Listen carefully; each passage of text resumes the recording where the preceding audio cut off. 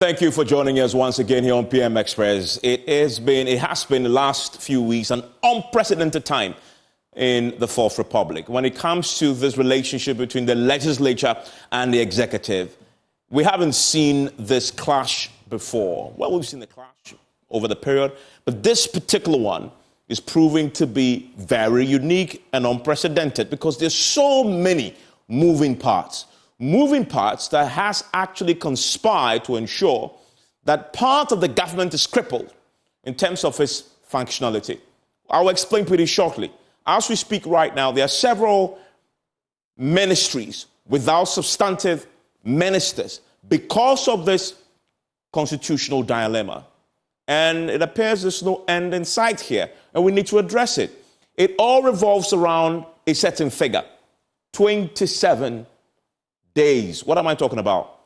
I'm talking about the number of days it's been since the anti-gay bill was passed by Parliament. And that is a very important number because it is really at the heart of the controversy, at the heart of what some are calling a constitutional crisis. And my guests will join me pretty shortly to tell us if they agree that there is a constitutional crisis. But if it is a constitutional crisis, is it also a crisis of democracy? We will talk about that pretty shortly. But then 27 days is not the only number I want to show you. Although it relates to the anti-gay bill, we know that when you look at the legislative process as a political process, in essence, then another number becomes important. 2 days. What am I talking about? Whereas it's been 27 days since the anti-gay bill was passed, it took only 2 days for the e-levy bill, once passed by Parliament, to be assented. Why? Because the crafting of legislation and its passage, the entire legislative process is a political process. In fact, the whole constitutional architecture gives the president, the executive president, enormous powers to either sign or reject. It goes back to the legislature. We'll talk about that. So that whole process, if you have the current constitution of the Parliament, which is hanged, that poses a very unique challenge. And we've not seen that before because of our democratic dispensation, the Fourth Republic. We've never had this kind of parliament before. So we're seeing that now, that it's taking one bill, 27, because the president doesn't like it, but 2 days in the case of the e-levy, because the president loves it, and they do it very quickly. But let me explain a bit further, because a few additional details will give us a sense of how quickly the e-levy bill traveled from passage on the 29th of March, 2022. The very next day, on the 30th of March, as we know now, Parliament, the minority there, again, similar circumstances, they went to court challenging the constitutionality and the issues around the legality of the bill, right?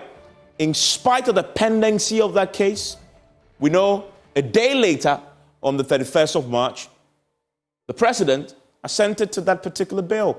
Same set of circumstances, just like we've seen with the anti-gay bill. Again, there's a case filed in court, as we know, and the president says, well, because that case has been filed, I am not going to assent to it until the Supreme Court has decided on it. And as a result of which, another number comes into play. Three attempts. What am I talking about? And because of this case before the Supreme Court, and which was filed, by the way, keeping them honest, a day after the president had already told us he's heard about it, and for which reason he's going to stay his hand, we learned later that Parliament had made 3 attempts to transmit the anti-gay bill to the presidency for the president's signature. 3 attempts. And that has been rejected. Again, very unprecedented circumstances that even the transmittal of the bill alone has been rejected. The presidency says, cease and desist. Telling the legislature to cease and desist. Don't even attempt. Yes, you've done it 3 times. You can do it 5 times, 10 times. We will reject it because there's a case before the Supreme Court. And so Parliament then decides, tit for tat, we'll retaliate. But you know what that means? I want to bring you another number. Another number will tell you that tit for tat. 24. What am I talking about? That is the number of nominees ministerial nominees awaiting approval. Do you know what that tit for tat has done? The 24 ministries, 24 ministers are now in limbo. 7 in particular, because those are freshly nominated ministers who have been vetted all right, but cannot take up that role substantively. So as we speak, there are 7 ministries without substantive ministers. The president has been forced to now compel some of the substantive ministers to be caretaker ministers in other ministries because of this constitutional crisis. But is it? My guest will join us to explain. But it is having real impact on government's ability to function. So this is no longer a case of minority, majority versus the executive just having this very interesting democratic tango. It is actually affecting the ability of this country to operate as a democracy and function fully. But there is more to this, because if you begin to look at the case itself, and I want to show you what I mean by this. If you look at the case itself before Parliament, which has been the reason why this whole thing has blown up in our faces, it is quite very intriguing. There are 2 pending applications for interlocutory injunction before the Supreme Court. And as you know, the AG has advised the president, don't touch this particular bill until those 2 applications are dealt with. And I've already shown you, keeping them honest, that in one case in the e-levy, the president didn't hold a particular view. So the case of double standard has been thrown at him. But again, there's politics at play. There is a political ramification of this in an election year that we'll analyze also. And then you go on to talk about the AG's own position. He's explained to the president in many, many words that if you touch this bill, you are going to actually be undermining the authority of the court. So don't do it. So the president says he's going to keep to that advice. But there's a process. And that is why we've seen the likes of Roxanne Nelson Dafe-Amekpo go back to the Supreme Court, file a case to compel the president to receive the bill. Because the Constitution is very clear that once Parliament passes this bill, the president will be notified of this, and he has 7 days to tell Parliament whether he decides to assent to it or not. If he decides not to, he will have to tell Parliament in 14 days his reasons, propose amendments for Parliament to consider. Parliament then is required to now consider that bill. If again they decide that the president's position on the matter is something that they don't like, then they can do something else. They can find 2/3 MPs in the House to pass a resolution compelling the president to sign, at which stage the president has no choice. So you begin to understand why the president is taking this very interesting, unprecedented posture on this. Because if he decides to do one on your screen there and receives it, the constitutional clock will begin to tick. But if he decides not to receive it, he freezes the constitutional clock. So none of these processes will kick in. If this kicks in, and the minority is bold enough and courageous enough to marshal 2/3 of the House, his hands are tied. He can't do anything else. He will have to sign. He doesn't want to even trigger this process. So cease and desist. Don't even serve me. Let's wait for the Supreme Court. You begin to see what game is being played here by the politicians. But we are the heart of this. As I tell you, it's not only about a game. It is affecting real governance. And I'll tell you the ministries affected, and ministries that are so crucial to our own, advancement of this country at a time when many people are struggling. Then we have the speaker, the head of the legislature, decides that, well, I'll take the president on. And he delivers a strongly worded ruling, long one indeed, calling of the presidency, talking about how the president is being unruly, halting the legislative process, talking about how the president is hindering Parliament's work, that the court, should the court decide that this indeed is something that should proceed, this is going to tie the hands of the legislator, unable to do his work. Again, the speaker goes ahead to say that the AG did not advise the president not to receive the bill. He says necessarily just wait. But the president has put a spin on it, and they're implementing that. Again, you have the speaker says the House will not wait for the Supreme Court.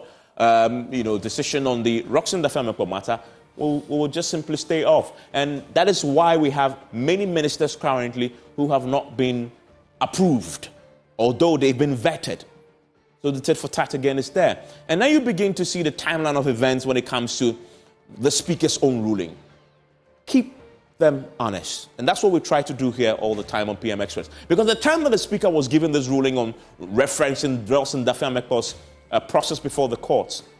Has it actually been filed? Because you know that on the 20th of March at 8 p.m., the Speaker was on the floor talking about an injunction motion. But we know the next day, the Attorney General caused a search. And that search came out to show that there no process before the court actually seeking an injunction. So again, that contradicts the Speaker's position quite clearly. It is only, and a further confirmation of this, this was about 9:05 a.m. It is only at 10:15 that same day that Roxin Dafeamekpo filed his interlocutory injunction that the Speaker was referring to the night before, for which reason he says that he will not proceed with the consideration of the ministers who have been vetted. So both the legislature and the presidency have serious questions to answer about the game you're playing, and that the evidence actually pointing out in one case double standards, in another case very conveniently referencing an application that has not been filed because, as you know, the legislature wanted to show the presidency that they can also flex their muscles. So the implication of this is ministers are now in limbo, a lot of them. Substantive ministers, these ministers were shifted around. Roxing says this can't happen, they must come for vetting, right? So Ambrose Derrick, Henry Quartey, Abdullah Ebanga. So again, there are questions around this. We don't know what the Supreme Court is going to say. But most importantly, there are these 7 ministries without substantive ministers because they have been vetted and they will not be approved because of this banter. Look at that. Health ministry. The health ministry is a very important, critical ministry. Currently, hasn't got a minister who can function. We have a caretaker minister there, but what are his powers? What can that caretaker minister really do in the midst of the challenges that we know that ministry faces and our health really at stake? Come to the Ministry of Sanitation. We are running a filth exhibition. We need a minister up and running, trying to fix this particular problem, especially for a government that promised us they will turn this country, Greater Accra, into the cleanest city in Africa. Again, that ministry lacks a substantive minister because of this game that the two arms of government are playing. Environment, again, is there. Our forest has been deeply degraded. Our water, same. We don't have a substantive minister. So I'm emphasizing this point about the implication of this on us all because of the two arms of government in this game they are playing. So is there a constitutional crisis? This constitutional dilemma, how do you resolve it? My guest will join me for a conversation. Is this the strongest case yet for a constitutional review, a radical one? My guest will have a say on this. And you want to join me for that conversation here on PM Express? We're back with details after this.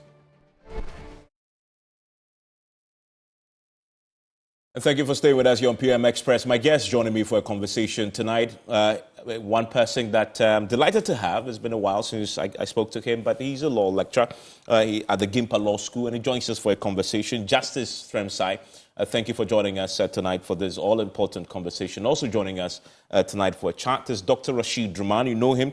He's Executive Director of the Africa Parliamentary Network, and he is very central when it comes to dealing with Parliament, but also understanding how the legislature works all over the world. And I'm delighted to talk to my favorite prof, Professor Bafo Ejimendua. He's a former UN governance advisor, also joining us with his thoughts on this matter. And you know that PM Express is always brought to you by Syntex Tank. It's also brought to you by Alomo Bitters. Experience greatness in every moment. Ghana AIDS Commission.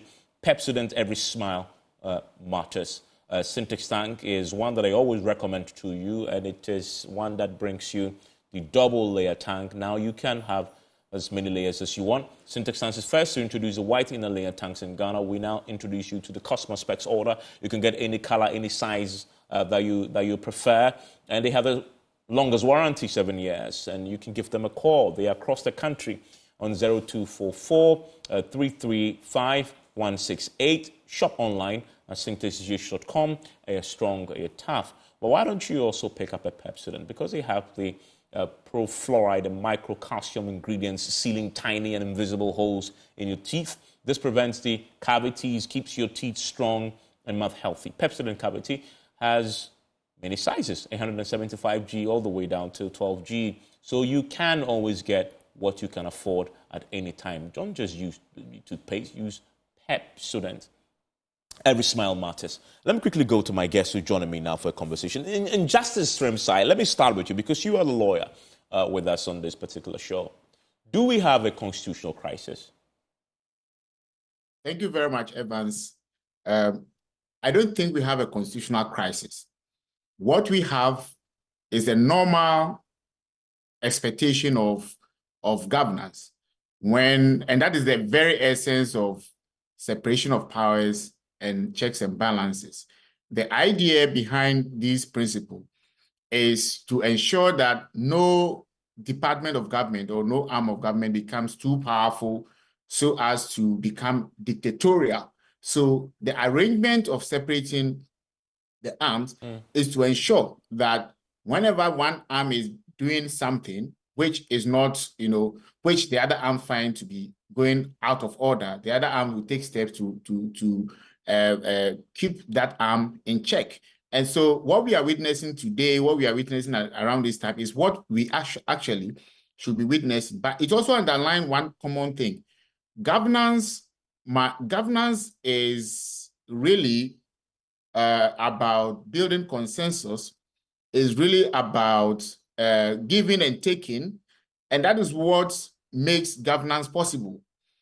It's only when the arms take entrenched positions, then governance becomes impossible. So what we are seeing actually, and I think a lot of the experts would agree, that we expect some of these things to be happening because it's a reminder that we cannot, the machinery of government cannot run unless there is consensus. And so let's look at it more of a reminder of why we have separate arms, a reminder of why we have checks and balances, and a reminder that we cannot run a government unless there is consensus, unless there is some understanding, some common grounds for us to stand on. Okay, an interesting point. But Prof, to the extent that, as I illustrated, we now have ministries without substantive ministers, all because of this tussle over the Constitution. And of course, the democratic dispensation has made this possible. This certainly cannot be a good thing, can it? Professor Bafo, first, good evening and nice having a good panel joining for this conversation. I agree wholeheartedly with what the lawyer has said. I think some of you are looking at it as a crisis or dilemma only because we haven't encountered this. And you see, this is the very first time in the 30 years of our republic that we have a speaker not coming from the ruling party, but rather from the minority. And that has brought a certain vitality, so to speak, to the legislature. So for me, this is a real test of our democracy. And as he said, the three arms of government are there to check each other, especially the legislature on the executive. So what is happening on one hand is something we should cherish because we are looking at how these branches of government are testing each other. Of course, we expect that they don't go beyond a certain threshold. Other than that, I think there's nothing wrong with that. Now to your substantive question of whether this is going to have effect on some ministries, the 7 ministries that you listed earlier that do not have substantive ministers. Yes, in a way, because I'm sure that there are certain issues at the ministries where the substantive minister is the one who can deal with, especially when it comes to signing important documents, contracts, and other things. But I think that the president, if he wishes, can use his executive powers to empower a deputy or someone to act and play that role. Of course, he hasn't chosen to do that. And so far, we don't have any reports of any of these 7 ministries having a standstill in terms of their functions. So in that respect, it's hard for me to say it's having a negative impact. Because after all, as you know, oftentimes a minister can be away for weeks on a different assignment. But as I say, unless there are some substantive issues, like certain critical documents that can only be signed by the ministers, other than that, I think these ministries continue to function. Let me challenge you a bit on that, because one of the ministers in the tourism ministry that's who had just been recently being appointed, Andrew Japamesa, told us that He's now had to obviously step aside after he's been vetted, and the president has appointed a caretaker minister. And you've made the point. There's some real substantive steps, measures, policies that a substantive minister is empowered to take, sign documents and contracts on our behalf that a caretaker minister may not be able to do. That definitely will stall processes. We have the sanitation ministry, we have the health ministry, for example, and a very important ministry.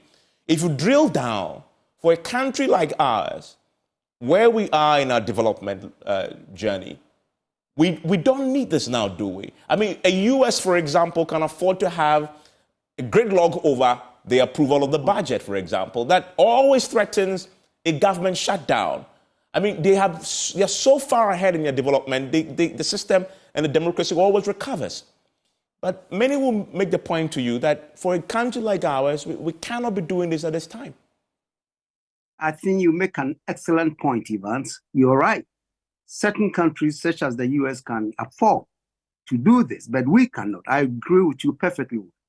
That's why I threw in the caveat that if it goes beyond a certain threshold, then of course we can begin to feel the negative impact of the vacancies in these very critical, important ministries. So my hope is that these two sides will find a way to quickly resolve this, because the country cannot afford these critical ministries lying idle for weeks or months without a substantive minister. So I do agree. The point here is that I think it's important, first of all, for us to appreciate what is happening, because it has never happened before. That's how you test the resilience of democracy, the resilience of good governance that we've been preaching for decades. So for me, it's a real test, and I appreciate that. At the same time, I expect our leaders, the leaders of the legislature and the executive, to also realize that they are not there for certain parochial interests. They are there for the interest of Ghanaians, and therefore any action or inaction on their part that will hurt that common interest of the people is also not acceptable. So I think very soon we should see them coming together. But finally, Evans, it's important for us to also realize that governance, besides the legalities and the systems, relies very much also on the human agencies that operate the government. In other words, the character behavior of leaders go a very long way in achieving goals. So if these two leaders, for instance, are going to be recalcitrant and not willing to meet, that would be surprising. In fact, I expected that the executive to have invited privately the speaker to a private meeting over breakfast, over wherever, for them to sort out things, because these things occur in all democracies where the legislature and the executive may not agree on certain points. But ultimately, they know that they are there to serve the interests of their people, and therefore they will find a way to come together. And that's what I'm expecting our president and the speaker to do within the shortest possible time. Okay, and then talking about the presidency and the speaker and the man who plays in that space when, obviously, when the two sides can't find a way out, he's always stepped in to attempt to mediate. Dr. Draman, what's your reading of the situation as we've been unfolding with the last few weeks and where we are currently with this impasse between the legislature and the judiciary? You've heard the two sides. My two guests say, is actually democracy working? You agree? Yes, indeed, Evans. I think our democracy is working. I mean, that is what we expect. I mean, it's normal for these things to happen in democracies. And as the two other panelists have said, I think, I mean, our system can self-correct itself.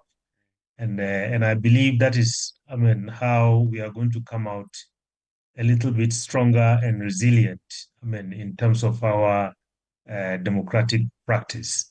But I mean, let me say this, Evans. For me, when I read a situation, I get worried about a number of things. I mean, the first one, I think, is this whole issue of, you know, how we got to where we are.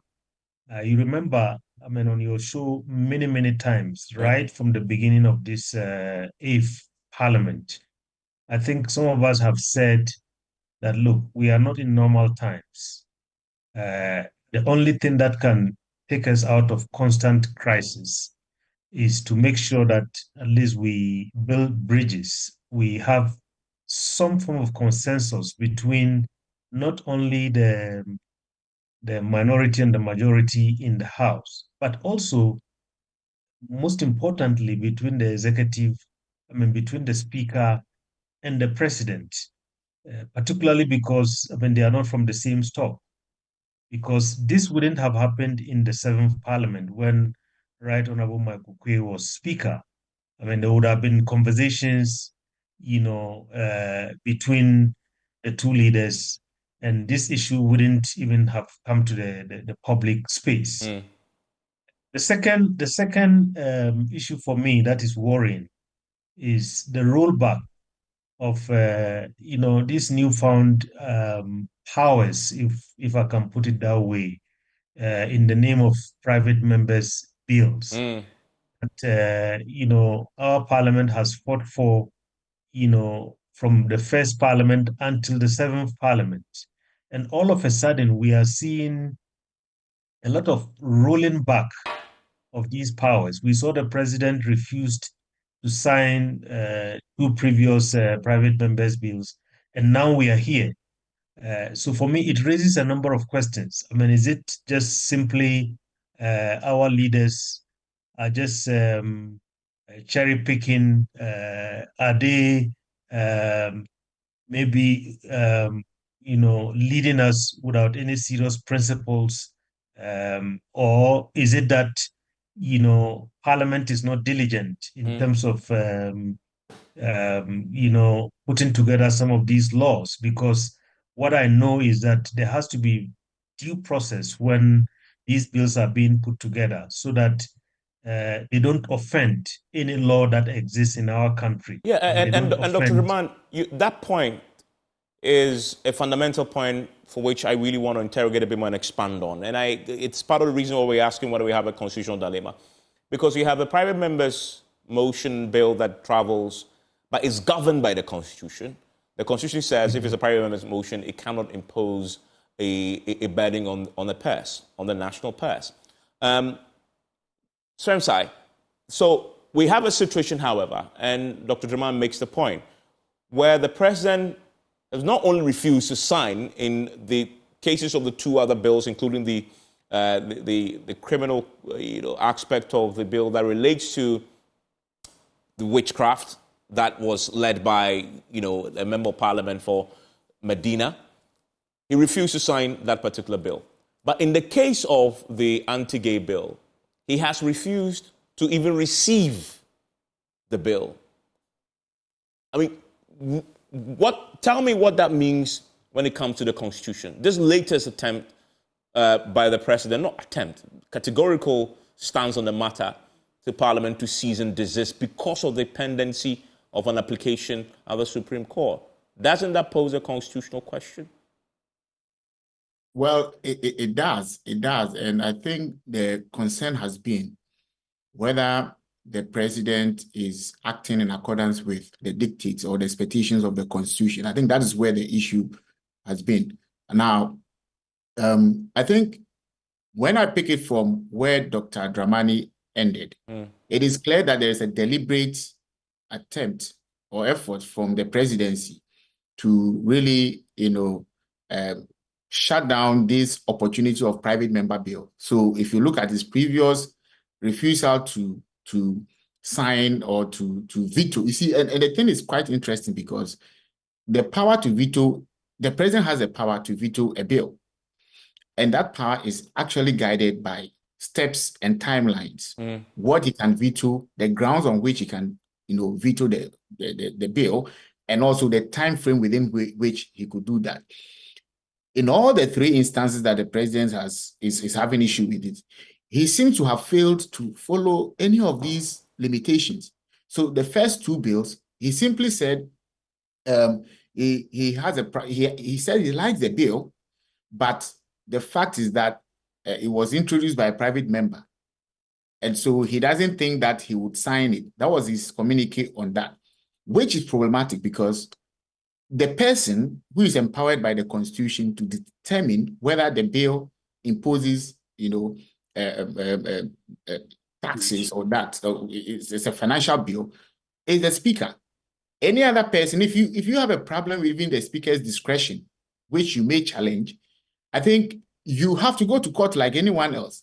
It is not upon the president to sit in his office and sit in judgment over the Speaker's, discretion.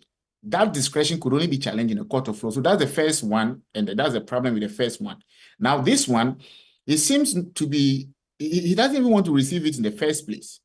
And that is even a more serious problem, because communication between Parliament and the president should never get to a point where it becomes even impossible.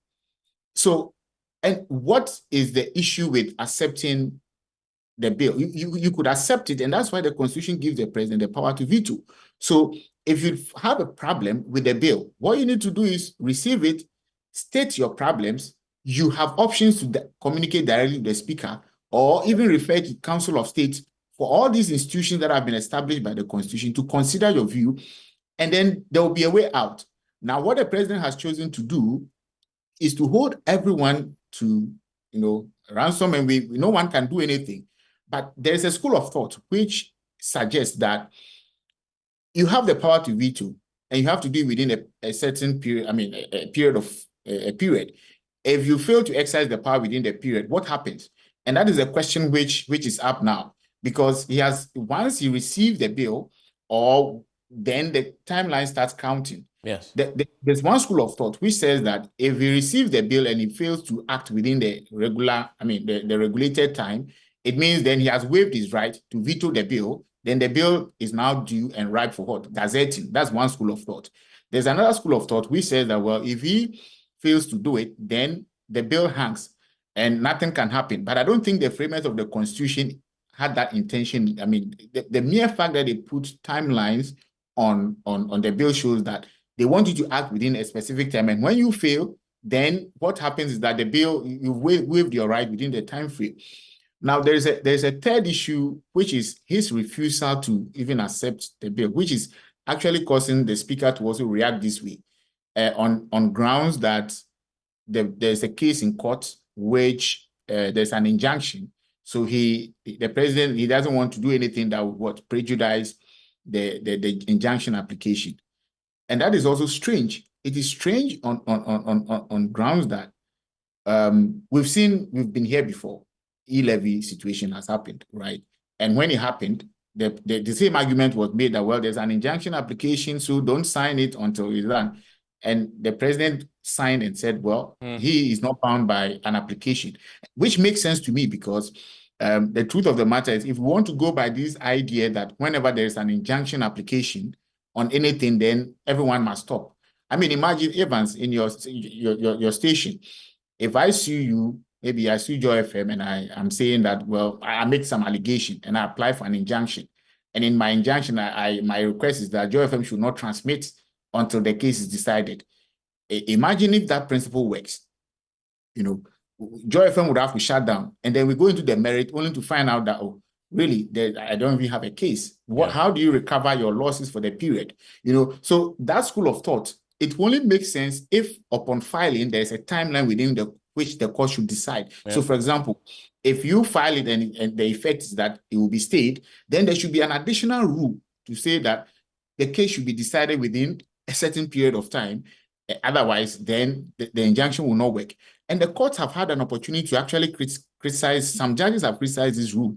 And their position was that if we go by this, what we are doing is that we have transferred the power to injunct from the courts into the hands of a litigant. Because he knows that if he files the motion, everything is injuncted. So then he becomes a court, and he's benefiting from what was actually reserved for the court. So it really doesn't add up. More so when the Constitution gives a specific command. There's a difference between people doing, their private litigation and seeking injunction. That is completely different from when there is a constitutional command with timelines for something to be done. And then you seek to injunct the doing of that thing on grounds that you have filed an application. So these issues are very complicated. And contrary to the view that the standoff is actually between the executive and the legislature. I think the judiciary is also part of this game. They are deeply in it because now everyone is looking for them to make a decision which will clear. So it's actually a three-arm of government conflict we are in. It's just that the nature of the court is that they don't speak until they actually, decide the case. So we are not hearing, but they are really, I think they are even at the center of the conflict now, and they have to pave the way, and which is their job. Yeah, I mean, Professor Bafo Ejimandria, so how does this benefit anybody in this democracy? Or politicians are simply playing, or politicians are simply playing a selfish game here? Correct. I don't think this benefits anybody. It is to the detriment of Ghanaians generally if they continue to play this kind of game, especially if you look at the details that you revealed earlier in your introductory remarks, stating that the speaker made a statement before the injunction itself was placed, and all these kind of things. It raises serious questions about the integrity of our leadership. Look, if you are not happy with executive action, certainly you have a right to register your concern appropriately, but not using calumny to do that. So that disturbed me. Just the same way that the good lawyer explained about the executive deciding to reject something when in fact the Constitution provides certain options for you, rather than writing to tell them, don't even bring it to me. The Constitution doesn't say that. So I think we got to be careful. These two leaderships, they got to be careful not to create a situation where a very bad precedent is established. We want our leaders to be sincere in the work that they do for us. That's why the issue of integrity is central to this. All right. So I think we simply have to expect, as I indicated earlier, that these two sides should find a way as quickly as possible, because it doesn't benefit anybody in this country. In fact, if it goes on longer, as you rightly pointed out, Evans, certain ministries will have some serious challenges in terms of functioning to service the good people of the country. So I hope that as soon as possible, they will find a common ground to resolve this quickly. Yeah, and I want to take a quick, we want to return. Dr. Drummond, so how does this get resolved? If Parliament, as you know, Parliament is on break, it's on recess, it will only take an emergency recall of Parliament for the ministers who have already been vetted to be considered and approved for the president to swear them in. But as we know, there is a gridlock that we don't know can be broken or resolved for Parliament to be recalled, which, if that doesn't happen, then we know that the ministers will have to hang and remain in limbo for the entire duration of the recess. So how do you resolve it? And then I'm also interested in the Supreme Court, the judiciary. What role should they be playing in resolving this particular matter, considering that every politician, from the legislature to the executive, say, well, there's a case before them and we are waiting. Details after this. My guest with me for a conversation tonight is Professor Bafo Ejimandria. He's a former UN governance advisor. Also with me is law lecturer with the Gimpa Law School, Justice Srem Sai, and Dr. Rashid Drummond, Executive Director of the Africa Center for Parliamentary Affairs. Doc, it is you I come next, because this has to be resolved somewhat. Parliament has a role to play in this, and let's start there. They're on recess, but what it means is the ministers who have already been vetted will have to wait for the recess to be over. And we all agree that time gap there is something that needs to be dealt with. How does this get resolved? There's a legal question I'll come to, as in the courts. Should we wait for the courts to decide? Or should we find a political solution now? Yeah, Evans, I think ideally one would have said that let's wait for the courts to decide. But that might be a very dangerous move because, if the court decides in a way, for instance, that Parliament is not happy or the executive is not happy, then, we are going to see entrenched positions. And as the justice has indicated, the three arms are all embroidered in this. Particularly the judiciary is at the center of it. So the fact that we have separation of powers does not preclude some constitutional partnership. And I think I want to see that partnership within the three arms, so that we find, because look, this is going to take a political solution. I mean, if some conversation happens, a tripartite conversation between the president, the what do you call it, the chief justice, and the speaker of parliament, I think, I mean, we can get somewhere on this, and parliament can quickly be recalled. They are currently attending to all kinds of statutory. I mean, I know the speaker and the leaders are in Geneva, the IPU, others are at the ECOWAS parliament, and so on and so forth. But I think they are masters of their own rules. I mean, once this political conversation takes place, very quickly, parliament can be recalled and this matter will be resolved. But if we go, the legal way, it might prove a little bit problematic, because Parliament might be angered, or the executive might be angered, and then we'll see some kind of situation where both sides would come and start digging in, and then that would only make this crisis a bit more worse than it is right now. I mean, Justice Terms, you are the lawyer here. You agree that a political solution is the best way out of this and not a legal one? Yeah, I fully agree with that school of thought. When you talk of a constitution is not just about laws, it's also about politics. And in most cases, politics actually determines even what the law would result in. So a question like this is not even something that the courts cannot solve this, because whatever decision the courts would give will cut both ways.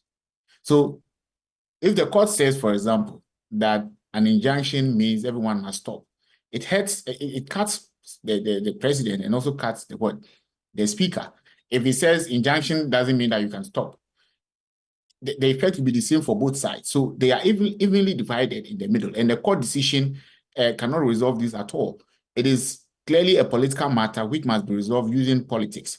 And that's why I preceded my commentary by saying that governance is about consensus. So people must understand that it is not about taking entrenched position and seeking some technical legal resolution of a technical legal matter. No, it doesn't work that way. If you follow technicalities of law, and I think every lawyer knows this, and it won't resolve this kind of matter, because the whole design of a government is that whatever the president does, Parliament must check the president. And whatever the Parliament needs to function, the president must provide. When they're in a conflict, they go to a court to resolve it. So take the budget, for instance. Parliament, we know, is a custodian of the public purse. The president only makes proposal as to how much I want to spend on what project. And then Parliament would have to approve. If Parliament fails to or refuses to approve, the president cannot spend the money. And when that happens, we call it shutdown or whatever it is. That is just one aspect. In terms of ministerial approval, you see what's happening. The president will do all the nomination, Parliament would have to approve. And that's not even the end. There's something called oversight.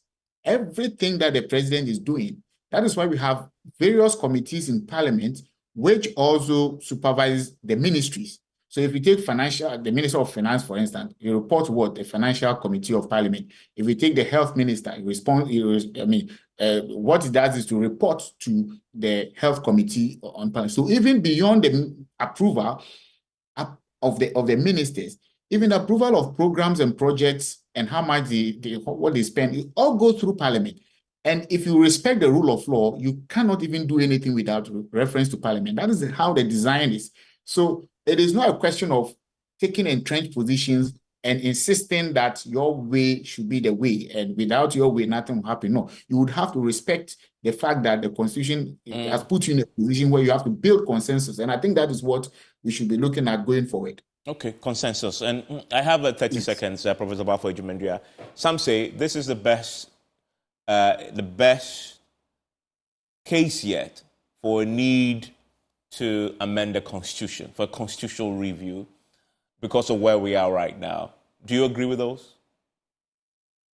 Not this particular case. Okay. This case is an interesting one, as the lawyer has so ably explained. But this case will not be a reason for me to call for constitutional reform. There are much more serious issues that we need to resolve through the reforms of the Constitution. But all I can say now is to reinforce the point just made by my good friend, the lawyer. Among the core values of democracy and good governance is consensus building, as he said, and compromise. These two values are critical for effective leadership of a country. So I'm expecting that the executive and the legislature in this particular case should be very much aware of this and find a way to reach a compromise. Because as I say, they are not there to serve their parochial interests. And they are not just tough fighting, this my tab, that's your tab. No. The reason why the three branches are there, as he said rightly, is to cross-check each other. And all this has been explained by the Constitution. So if they go by that, then I'm sure they will find a way amicably to resolve this. And I think that's what we should expect them to do as soon as possible. Thank you very much, Professor Balfour Jumida. Thank you, Dr. Rashid Rahman and Dr. Srem Sai joining us with his thoughts on this. We haven't had a last of. Enjoy the rest of your evening.